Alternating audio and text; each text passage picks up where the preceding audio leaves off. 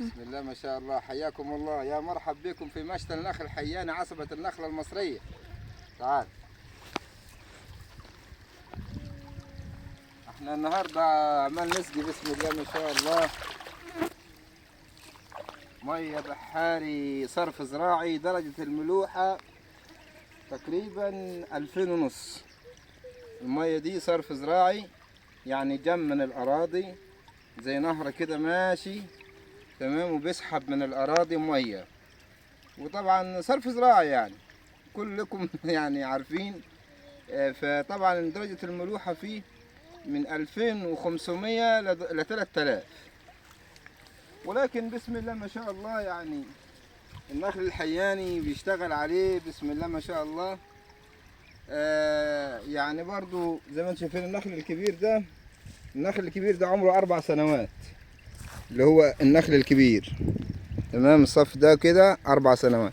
كذلك هنا بسم الله ما شاء الله مدي بشاير بسم الله ما شاء الله.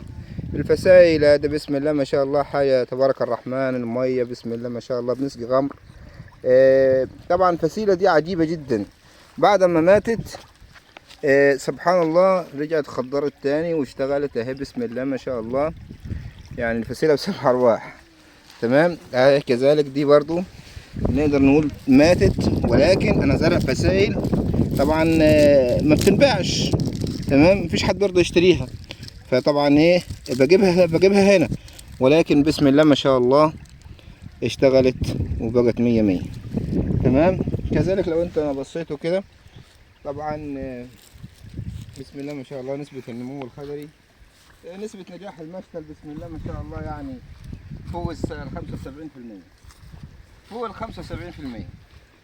يعني فسايل معظمها كانت معدومة، ولكن بفضل الله سبحانه وتعالى يعني حافظت على الصنف النخل الحياني. لان ليا معاه موضوع تاني، يعني ليا نظرة في النخل الحياني انها يعني عشانها رطب بسم الله ما شاء الله وبتتصنع عدوى. فانا شايف انها هي النخلة المهمة في السنوات اللي جاية، يعني بسبب تغيير المناخ عامة وبسبب الاوضاع الامنية فانا شايف ان الرجل المصري اللي قبل مننا هو حافظ على النخل الحياني، فعشان كده احنا لازم نحافظ على النخل الحياني. الرجل المصري اللي هو حافظ على النخل الحياني من قديم الازل، يعني الراجل ده حافظ على النخلة من قديم الازل عن طريق انه ينقلها من النخلة الام لما يراه من اهمية هذه الرطب والعجوة، ولها فوائد كثيرة طبعا. فعشان كده يعني احنا بسم الله ما شاء الله بقينا في عصر كل حاجة متوفرة، وفي لحظة أي حاجة بتجيك استيراد أنت بتصدر مش عارف إيه الحاجات دي كلها.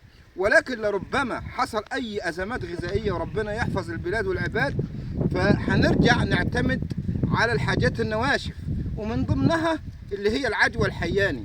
العجوة الحياني بسم الله ما شاء الله يعني مكمل غذائي من الدرجة الأولى، وبتتخزن طول السنة بدون أي مواد حافظة.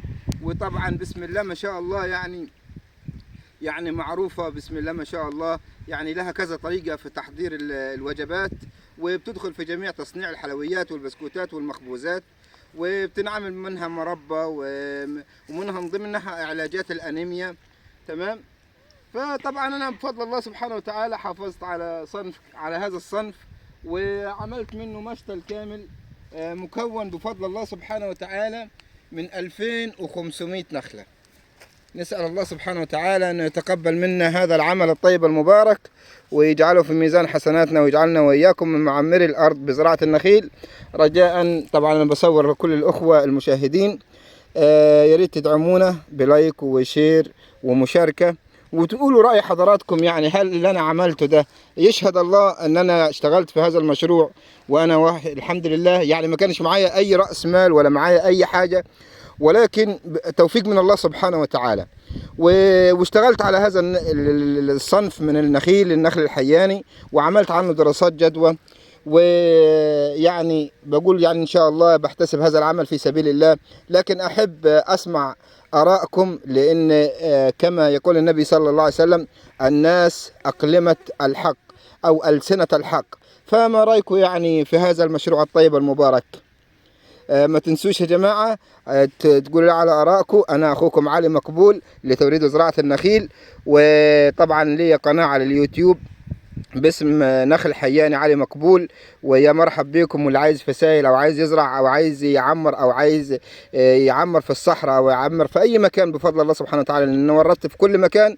اللي عايز امسك له مزرعته متابعه او زراعه او يعمل اي مشروع في مجال زراعه النخيل، انا مستعد ان شاء الله.